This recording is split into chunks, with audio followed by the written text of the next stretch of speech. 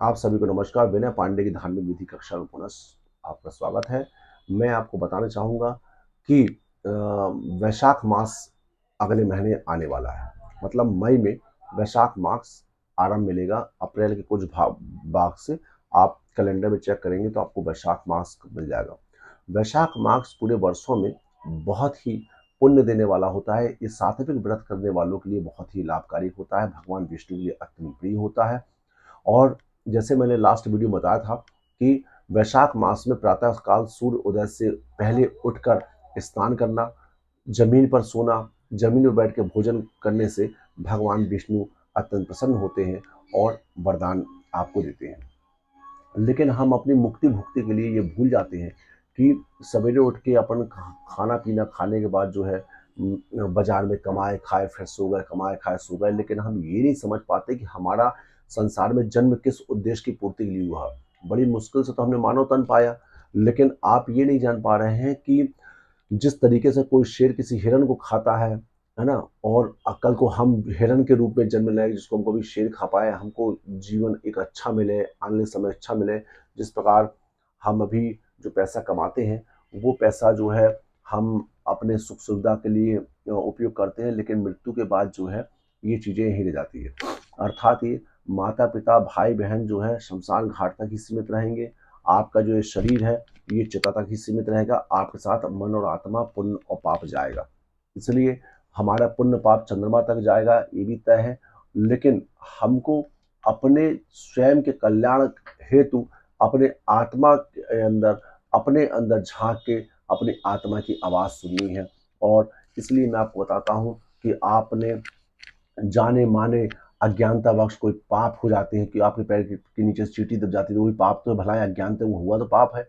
तो ऐसे बहुत सारी चीज़ें हमसे जीवन में पाप होते रहते हैं, और उस पाप को नष्ट करते हुए पुण्य के तब्दील, क्योंकि मृत्यु के बाद आपका 1 रुपया भी साथ में नहीं जाएगा, लेकिन आपके साथ जो जाएगा आपका पुण्य जाएगा। और कहते हैं कि स्वर्ग इससे जस्ट लाइक अ 5 स्टार होटल। और जिस दिन आपका पुण्य रूपी पैसा समाप्त हो जाएगा तो आपको वहाँ से निकाल दिया जाएगा। तो इसलिए, और दूसरा है वैकुंठ मुक्ति भुक्ति के लिए भी जाने के लिए हमको वैशाख मास बहुत विशेष है। अतः सभी को वैशाख मास का व्रत करना चाहिए। ये बहुत महत्वपूर्ण है। आप इस वीडियो को शेयर करें, लाइक करें और कमेंट भी करें, तो इसमें हम आपको और भी कोई अपडेट देते रहेंगे। लेकिन मैं नहीं करना है तो भी जय शंकर, कोई बहुत बड़ी बात नहीं है, मत करिए आप। लेकिन आप समझ लीजिए मेरा काम है धर्म का प्रचार प्रसारण करना। मैं आपको बता रहा हूँ, जो पढ़ा ये ग्रंथ है स्कंद पुराण, इसके अनुसार हम आपको बता रहे हैं। हमारा काम है, मैं प्रचारक ही हूँ धर्म का एक प्रकार से, इसलिए आपको बता रहा हूँ। आप सुन लीजिए, समझ लीजिए।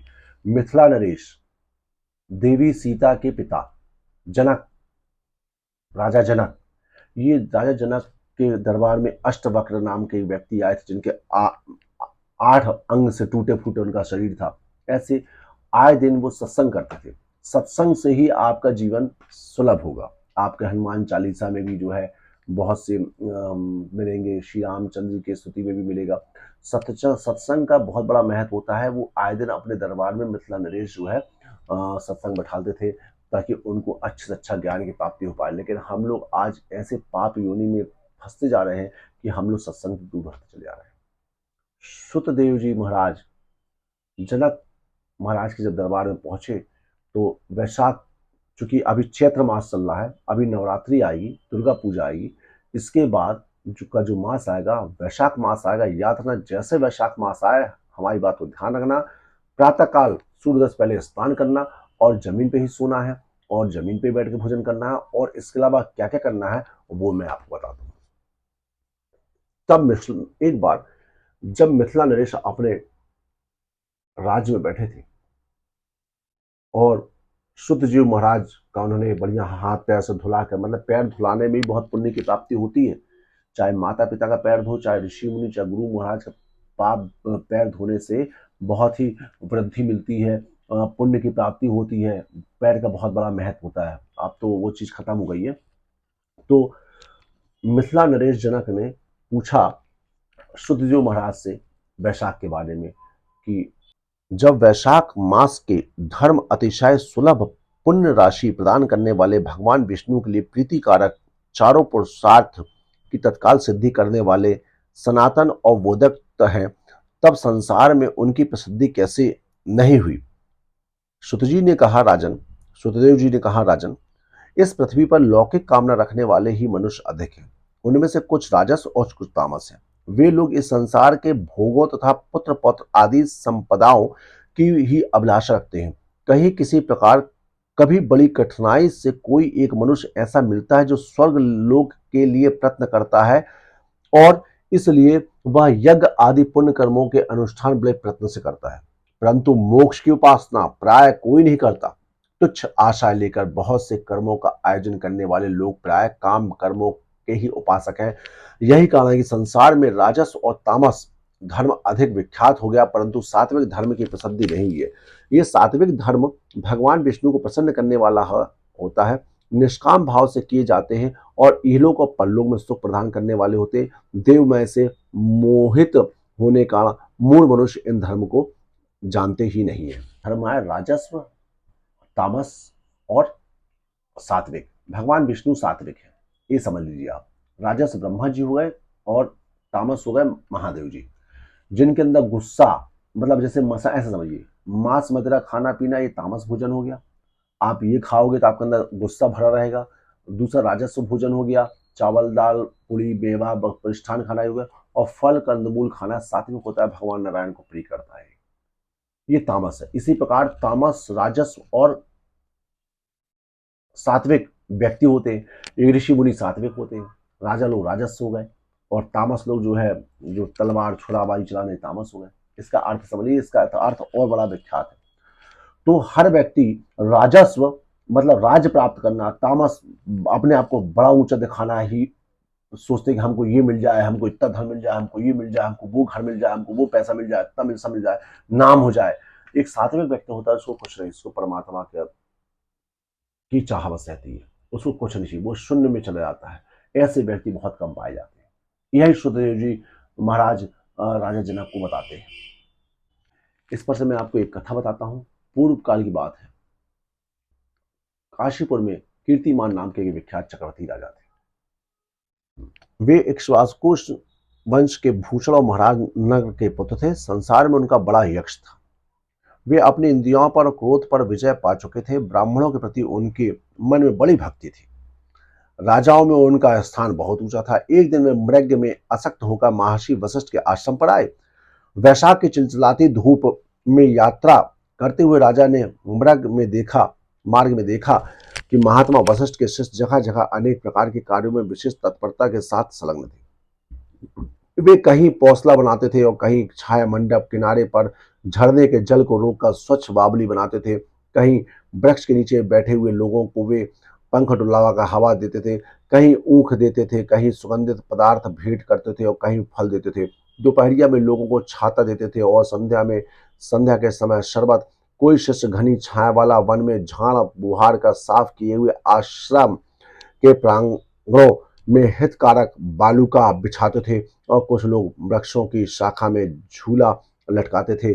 उन्हें देखकर राजा ने पूछा, आप लोग कौन हैं? उन्होंने उत्तर दिया, हम लोग महर्षि वशिष्ठ के शिष्य हैं। राजा ने पूछा, यह सब क्या हो रहा है? वे बोले, मैं ये वैशाख मास के कर्तव्य रूप में बताए गए धर्म, जो धर्म अर्थ काम मोक्ष चारों पुरुषार्थ के साधक है, हम लोग गुरुदेव वशिष्ठ की आज्ञा से इन धर्मों का पालन करते हैं। राजा ने पूछा, इनके अनुष्ठान में मनुष्यों को कौन सा फल मिलता है? किस देवता को प्रसन्नता होती है? उन्होंने उत्तर दिया, हम इस समय यह बात बताने के लिए आवश्यक नहीं है। आप गुरु जी से ही यथोचित प्रश्न कीजिए, वे वहाँ यशस्वी महर्षि इन धर्मों को यथारूपी से जानते हैं। अर्थात वशिष्ठ ऋषि के जो शिष्य थे, और वे क्या करते थे, मतलब कि ये वैशाख मास में स्वाभाविक रूप से भारी मात्रा में गर्मी होती है, लोग को पेट की प्रॉब्लम होती है, लोग को गर्मी होती है, हैजा, इस टाइप की सब चीज़ें होती हैं। तो वो क्या करते हैं, कुछ समाज में ऐसे लोग होते हैं, लोग को शरबत बांटते हैं, कोई को पानी जल की व्यवस्था करते हैं, कहीं गैया वगैरह हो जाए उनको पानी मिल जाए, कोई चलने में उसको चप्पल की जरूरत पड़ती है, किसी को धूप लगती, छाया, छत्र दान, पादुका दान, पादुका मतलब उन्हें चप्पल दान करना, शरबत पिलाना, मतलब सेवा भाव का ये माँ है, जो सेवा भाव के रूप में भगवान विष्णु के समर्पित रूप से यदि ये कार्य करता है, लोगों के कल्याण के, लोगों के हित के लिए, लोगों का दुख सुख के भाव के प्रति संवेदना रहती है, तो उसके लिए यह व्रत करना, यह धर्म करना बहुत महत्वपूर्ण माना जाता है और ये भगवान विष्णु प्रसन्नता करने वाला महाव्रत के रूप में वैशाख मास माना जाता है। तब जब राजा ने पूछा उन शिष्यों से, तो उन शिष्यों ने बोला कि आप जो है हमारे वशिष्ठ गुरु महाराज से आप पूछे, तो वो आपको बताएंगे कि हम लोग ये झरना क्यों बना रहे हैं, पानी लोग को क्यों दे रहे हैं, छत्रदान क्यों कर रहे हैं, पादुका दान क्यों कर रहे हैं, भोजन क्यों दे रहे हैं, अन्न क्यों दे रहे हैं, शरबत क्यों दे रहे हैं, इसके क्या लाभ घाटे हैं, ये हम बताते हैं। लेकिन आपको बता दें, इसी वैशाख मास के शुक्ल पक्ष की तृतीय अक्षय तृतीय के दिन कुंडम जबलपुर में मैं गायत्री महायज्ञ कर रहा हूँ। गायत्री महायज्ञ अत्यंत पुण्यकारी है और वैशाख मास घोर गर्मी में आग के सामने बैठ के, हवन कुंड के सामने बैठना, अपने शरीर को जलाना तपाना जो है हमारा को अच्छा लगता है। लोगों को खाना पिलाना, शरबत पिलाना, ये हमारा अपना व्यक्तिगत धर्म है। तो कुंडम जबलपुर में गायत्री यज्ञ हो रहा है आश्रम में, लखनऊ पवरिया में। आप लोग इसके माध्यम से निमंत्रित भी हैं, आप लोग आइए बढ़िया और यज्ञ में भाग लीजिए। आप सभी को नमस्कार है। तो अब राजा वशिष्ठ के जब पास गए तो वशिष्ठ ने क्या कहा वो मैं आपको बताता हूँ। शिष्यों के ऐसा उत्तर पाकर राजा शीघ्र ही महर्षि वशिष्ठ के पवित्र आश्रम पर जो विद्या और योग शक्ति संपन्न था गए। राजा को आते देख महर्षि वशिष्ठ मन ही मन बड़े प्रसन्नता हुए। उन्होंने सेवकों सहित महात्मा राजा को विधि पूर्वक अतिथि सत्कार किया।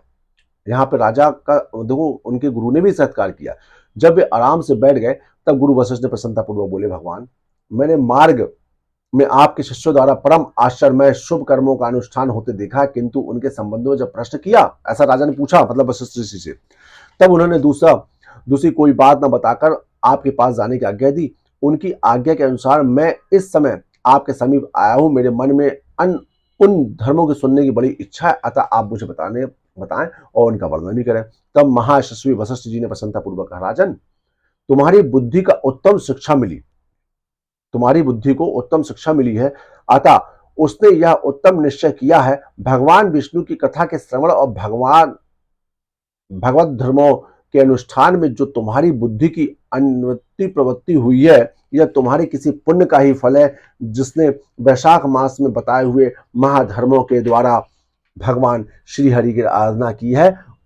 उसके उन धर्मों से भगवान बहुत संतुष्ट होते हैं, उसे मनवांछित वस्तु प्रदान करते हैं। संपूर्ण जगत के स्वामी भगवान लक्ष्मीपति समस्त पाप राशि का विनाश करने वाले वे सूक्ष्म धर्मों से प्रसन्न होते हैं। केवल परिश्रम और धन से ही नहीं, भगवान विष्णु भक्ति से पूजित होने पर अभिष्ट वस्तु प्रदान करते हैं। इसलिए सदा भगवान विष्णु की भक्ति करनी चाहिए। जगदीश्वर श्रीहरि जल से भी पूजा करने पर अशेष क्लेश का नाश करते और शीघ्र प्रसन्न होते हैं। वैशाख मास में बताए हुए ये धर्म थोड़े से परिश्रम द्वारा साध्य होने पर भी भगवान विष्णु के लिए प्रीतिकारक एवं शुभ होने के कारण अधिक व्याप्त से सिद्ध होने वाले बड़े बड़े यज्ञ आदि कर्मों का भी तिरस्कार करने वाले हैं। अतः भूपाल, तुम भी वैशाख मास में बताए हुए धर्मों का पालन करो और तुम्हारे राज्य में निवास करने वाले अन्य सब लोगों से भी उन कल्याणकारी धर्मों का पालन कराओ।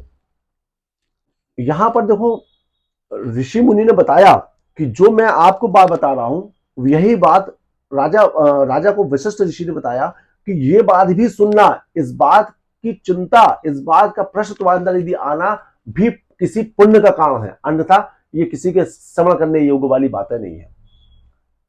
कि वैशाख मास के व्रत के बारे में, वैशाख मास का पुण्य कारक चीजों के बारे में जो है आपके मन में क्यों ऐसी बातें उत्पन्न हो गई, ये सब पुण्य का ही खेल है। अब उसके क्या लाभ होते हैं वो वशिष्ठ ऋषि बताने जा रहे हैं। बड़े ध्यान सुनना, ये आपके लिए बहुत लाभदायक रहेगा। इस प्रकार से वैशाख धर्म के पालन की आवश्यकता का शास्त्रों और युक्तियों से भली भांति सिद्ध करके वशिष्ठ जी ने वैशाख मास के सब धर्मों का राजा के समक्ष वर्णन किया। उन सब धर्मों को सुनकर राजा ने गुरु को भक्ति भाव से पूजन किया और घर आकर वे सब धर्मों का विधि पूर्वक पालन करने लगे। देवादिदेव भगवान विष्णु ने भक्ति रखते हुए राजा कीर्तिमान देवेश्वर पद्मनाभ के अतिरिक्त और किसी देवता को नहीं देखते थे। उन्होंने हाथी की पीठ पर नगाड़ा रखकर सिपाही से अपने राजभर में डंका की चोट यह घोषणा कर दी कि मेरे राज्य में जो 8 वर्ष से अधिक की आयु वाला मनुष्य है, कितने का, 8 वर्ष से अधिक आयु वाला मनुष्य है, उसकी आयु जब तक 80 वर्ष की ना हो जाए तब तक मेष राशि में सूर्य के स्थित होने पर यदि वह प्रातः काल स्नान नहीं करेगा तो वह मेरे द्वारा दंडनीय बाध्य तथा राज्य से निकाल देने योग्य समझा जाएगा, यह मेरा निश्चित आदेश है। पिता, पुत्र अथवा सहद जो कोई भी वैशाख धर्म का पालन नहीं करेगा वह चोर की भांति दंड का पात्र समझा जाएगा। प्रातःकाल शुभ जल से स्नान करके श्रेष्ठ ब्राह्मणों का दान करना चाहिए। तुम सब लोग अपनी शक्ति के अनुसार पौसला और दान आदि धर्मों का आचरण करो। तो राजा ने तो ये पूरी जगह फैला दिया, मतलब कि भाई सीधी से कोई माने तो नहीं बोले नहीं। राजा ने जो दंड का विधि बताई कि जो नहीं करेगा उसको दंड देंगे, उसका उद्देश्य ये कि ताकि वो प्रजा को सुधार सके कि भैया अब तुम्हारे कल्याण की मैं बात कर रहा हूं। प्रातः काल सुबह उठ के स्नान करना है, सभी को स्नान करना है, वैशाख धर्म का पालन करना है ताकि हमारा तो कल्याण हो, साथ में तुम लोग का भी कल्याण होगा। ये राजा ने बातें सुनाई। फिर राजा कीर्तिमान प्रत्येक ग्राम में धर्म का उपदेश करने वाले एक एक ब्राह्मणों को बसाया। 5-5 गांवों पर एक एक से अधिकारी की नियुक्ति की जो धर्म का त्याग करने वाले लोगों को दंड दे सके। उस अधिकारी की सेवा में 10-10 घुड़सवार रहते थे। इस प्रकार चक्रवर्ती नरेश के शासन में सर्वत्र और सब देश में यह धर्म का पौधा प्रारंभ हुआ और आगे चलकर खूब बढ़े हुए वृक्ष के रूप में परिणत हो गए। उस राजा के राज्य में जो लोग मर जाते थे वे भगवान विष्णु के धाम को जाते थे। वहां के मनुष्य को विष्णु लोक की प्राप्ति निश्चित थी। एक बार भी वैशाख स्नान कर लेने से मनुष्य यमराज के पास नहीं जाता था। अपने धर्म अनुकूल कर्म से स्थित हुए सब लोगों को विष्णु लोक में चले जाने से यमपुरी के सब नरक खाली हो गए। वहां एक भी पापी प्राणी नहीं रह गया। वैशाख मास के प्रभाव से यमपुरी का मार्ग यात्रा ही बंद हो गई। सब मनुष्य दिव्य आकृति धारण करके भगवान के धाम में जाने लगे। देवताओं के जो लोग हैं वे सब भी शून्य हो गए। स्वर्ग और नरक दोनों के शून्य हो जाने पर एक दिन नारद जी ने धर्मराज के पास जाकर कहा, धर्मराज, आपके इस नरक में अब पहले जैसा कोलाहल नहीं सुनाई पड़ता। पहले की भांति पाप कर्म का लेख भी नहीं लिखा जा रहा है। चित्रगुप्त जी तो ऐसा मौन भाव से बैठे हुए हैं जैसे कोई मुनि हो। महाराज, इनका कारण बताओ। महात्मा नारद के ऐसा कहने पर राजा यम ने कुछ दीनता के स्वर में कहा, नारद, इस समय पृथ्वी पर जो यह राजा राज्य करता है वह पुराण पुरुषोत्तम भगवान विष्णु का बड़ा भक्त है। उसके भय से कोई भी मनुष्य कभी वैशाख मास का उल्लंघन नहीं करता। उस पुण्य कर्म के प्रभाव से सभी भगवान विष्णु के परम धाम के चले जाते हैं। मुनिश्रेष्ठ, उस राजा ने इस समय मेरे लोक को मार्ग लुप्त सा कर दिया है, स्वर्ग और नरक दोनों को शून्य बना दिया। अतः ब्रह्मा जी के समीप जाकर यह सब समाचार उनसे निवेदन करके तभी मैं स्वस्थ होऊंगा। ऐसा निश्चय करके यमराज ब्रह्मा जी के लोक में गए और वहां बैठे हुए उन ब्रह्मा जी का दर्शन किया जिनका आश्रय ध्रुव है, ध्रुव तारा, ध्रुव, जो इस जगत के बीच तथा सब लोगों के पितामह है और समस्त लोकपाल दिक्पाल तथा देवता जिनकी उपासना करते हैं। ब्रह्मा जी ने यमराज को देखा और यमराज ब्रह्मा जी के आगे पृथ्वी पर गिर पड़े। फिर यमराज ने कहा, कमलासन, काम में लगाया हुआ जो पृथ्वी स्वामी की आज्ञा का ठीक ठीक पालन नहीं करता और उनका धन लेकर भोगता है वह काठ का कीड़ा होता है। जो बुद्धिमान मनुष्य लोभवश स्वामी के धन का उपभोग करता है, जो बुद्धिमान मनुष्य लोभवश स्वामी के धन का उपभोग करता है वह 300 कल्पों तक त्रियाग योनि रूप नरक में जाता है। जो कार्य से नियुक्त हुए पुरुष कार्य करने में सामर्थ होकर भी अपने घर में ही बैठा रहता है, मतलब जो व्यक्ति काम करने लायक है वो काम नहीं करता, वह बिलाव होता, बिल्ली होता है। देव, मैं आपकी आज्ञा से धर्मपूर्वक प्रजा का शासन करता आ रहा हूं। मैं अब तक मुनियों को और धर्मशास्त्रों कथन अनुसार पुण्य आत्मा को पुण्य के फल से और पाप आत्मा को पाप के फल से संयुक्त किया करता था, परंतु अब उनकी आज्ञा का पालन करने में असमर्थ हो गया हूं। कीर्तिमान कि राज्य में सब लोग वैशाख मास का पुण्य कर्मों के अनुष्ठान करके पितरों का पितामहों के साथ वैकुंठ में चले जाते हैं। उनके मरे हुए पितर और मातामह आदि भी विष्णु लोक में चले जाते हैं। इतना ही नहीं, पिता, पत्नी के पिता, ससुर आदि भी मेरे लेखों को मिटाकर विष्णु लोक में चले जाते हैं। देव, बड़े बड़े यज्ञों द्वारा भी मनुष्य वैसी गति नहीं पाता है जैसी वैशाख मास में मिल रहती है। संपूर्ण तीर्थों से, दान आदि से, तपस्या से, व्रतों से अथवा संपूर्ण धर्मों से युक्त मनुष्य भी उस गति को नहीं पाता जो वैशाख धर्म में तत्पर हुए मनुष्य को प्राप्त हो जाती है। वैशाख में प्रातः काल स्नान करके देव पूजन, मास महात्मा की कथा का श्रवण तथा भगवान विष्णु के प्रिय लगने वाले तदनुकूल धर्म का पालन करने वाला मनुष्य एकमात्र विष्णु लोक का स्वामी होता है। और जगतपति भगवान विष्णु के लोक की तो मेरी समझ में कोई सीमा ही नहीं है, क्योंकि सब ओर से कोटि कोटि प्राणियों को समुदाय वहां पहुंच रहा है, तो भी वह भरता नहीं है। इस संसार में पवित्र और अपवित्र सभी लोग राजा की आज्ञा से वैशाख मास के धर्म का पालन करके विष्णु लोक को जा रहे हैं। लोकनाथ, उसकी प्रेरणा संस्कारहीन मनुष्य भी वैशाख स्नान मास से वैकुंठ धाम में चले जाते हैं। वह केवल भगवान विष्णु के चरणों की शरण लेने वाला है, जान पड़ता है वह समस्त संसार का विष्णु लोक में पहुंचा देगा। जो पुत्र धर्म अर्थ काम और मोक्ष के प्रतिकूल चलता हो, वह पृथ्वी पर माता के पेट से पैदा हुआ रोग है। जो पुत्र धर्म अर्थ काम और मोक्ष के प्रतिकूल चलता हो, वह पृथ्वी पर माता के पेट से पैदा हुआ रोग है। वह अधम पुरुष अपनी माता का घात करने वाला कहा जाता है, किंतु राजा कीर्तिमान की माता और उनकी पत्नी का पुण्य संसार में विख्यात है। उनकी माता एकमात्र वीर जननी है और वह राजा निश्चित ही संसार में बहुत बड़ा वीर है। जिस प्रकार कीर्तिमान मेरी लिपि को मिटाने में अवगत हुआ है, ऐसा उद्योग पुराणों में और किसी का नहीं सुना गया है। भगवान विष्णु की भक्ति तत्पर हुए राजा कीर्तिमान के सिवा दूसरा ऐसा किसी को मैं नहीं जानता जो डंका बजाकर घोषणा करते हुए लोगों को ऐसा प्रेरणा देता हो और मेरे लोग के मार्ग को विलुप्त करने की चेष्टा करता हो। देखिए कितना बड़ा खेल है कि वैशाख मास के धर्म का पालन करना, व्रत का पालन करते हुए, व्रत एक प्रकार संकल्पित हुआ, पालन करते हुए पूरे राज्य में, कीर्तिमान के पूरे राज्य में उसने डंका पिटवा दिया भलाई दांडिक तरीके से कि सबको करना पड़ेगा, मतलब करना पड़ेगा। Law is a command of sovereign. उसने उनके राज्य के कल्याण के लिए बोला और सभी राज्य वालों ने वैसा काम किया। और खास बात है यम लोग का पूरा लोग खाली हो गया, सुन्न हो गया।